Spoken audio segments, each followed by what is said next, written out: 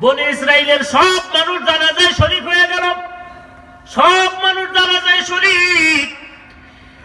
জানাজা হয়ে গেল, পয়গম্বর নিজে জানাজা করলেন। জানাজার পরে বনি ইসরাইল কয়, ওগো পয়গম্বর, কার জানাজা করলাম? পয়গম্বর কয়, তা তো জানি না। কার জানাজা করছি এটা তো জানি না। কয়, তাইলে এমন মানুষ যার জানাজা করলে জীবনের গুনাহ মাফ হয়ে যায়, এই মানুষটাকে একটু দেখতে মন চায় পয়গম্বর। এটা না দেখলে ভালো লাগেনি। কে এত বড় আল্লাহর ওলি যার জন্য আপনারে আল্লাহ টেলিফোন করে পাঠাইছে? পয়গম্বর একটু দেখতে মন চায়। পয়গম্বর কয়, ঠিক আছে, মুখ খুলে দেখো। দেখো চেননি? মুখটা খুলছে, কাপড়ের কাপড় খুলে দেখছে।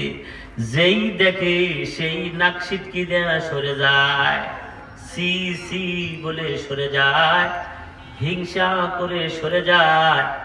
পয়গম্বরে যায়, কয়, পয়গম্বর কি ব্যাপার, কি দেখাইলা তুমি? বলে, কেন?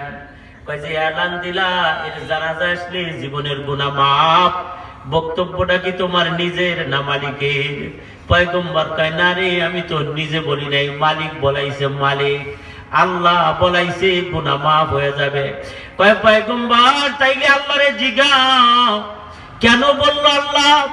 তুমি তো জানো পয়গম্বর, এই লোকটা বড় পাপিষ্ঠ লোক ছিল আমাদের বনি ইসরাইলদের ভিতরে।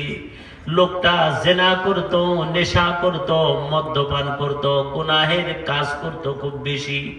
আমরা এলাকার মানুষ অতিষ্ঠ হইয়া তারে বয়কট ঘোষণা কইরা, এক কইরা কইরা তারে এলাকার থেকে তাড়াই দিছিলাম। সেই লোকের জানাজা পড়লাম, যারে গুনার কারণে এলাকার থেকে আমরা তাড়াই দিছি।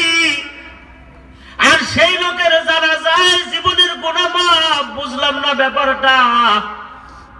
পয়গম্বর আল্লাহর কাছে খবর লাগাইছে, আল্লাহ আমার বনি ইসরাইলটা কি কয়? আল্লাহ কয়, তোমার বনি ইসরাইলটা ভুল বলে নাই, সঠিক বলেছে। সত্যি ছেলেটা পাপাচার ছিল, গুনাহগার ছিল। তার গুনার কারণে তারা এলাকার মানুষেরা তাকে এলাকার থেকে বয়কট ঘোষণা করছিল। কেউ তারে কাম দিবে না, কেউ কামে নিবে না, কেউ তার কাছে খানা বিক্রি করবে না, কেউ তার খানা খাবে না, কেউ তার সাথে কথা বলবে না। কয়েকদিন পর্যন্ত এলাকার ভিতর দিয়ে ঘুরে ঘুরে কেউ তার সাথে কথা বলে না, কেউ তার কাছে কিছু বিক্রি করে না, খানাও দেয় না, সালামও দেয় না, উত্তরও দেয় না। লোকটা পরে দুইটা চারটা ছাগল নিয়ে পাহাড়ের উপরে চলে গেল। যুবক পাহাড়ে যাইয়া মালিকের কাছে কান্নাকাটি শুরু করে দিল, মালিক আল্লাহ, আমার পাপের কারণে বনি ইসরাইলরা আমারে বয়কট ঘোষণা করছে।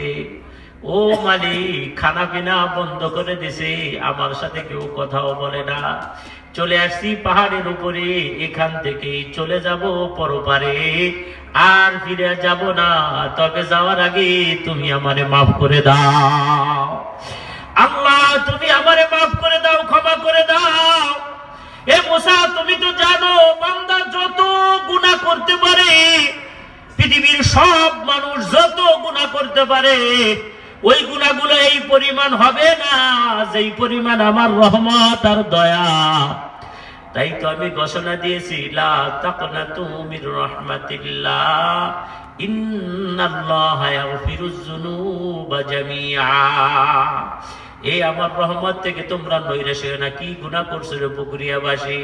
কয়েকটা নামাজ পড়ো নাই, কয়টা রোজা রাখো নাই, কি গুনাহ করছো? রে কিসের গুনাহ? এ পর্দানে আমার আম্মা জানেরা, হাতে ধরি পায়ে পড়ি, আমার মা, দিলে বুঝান, মনে বুঝান।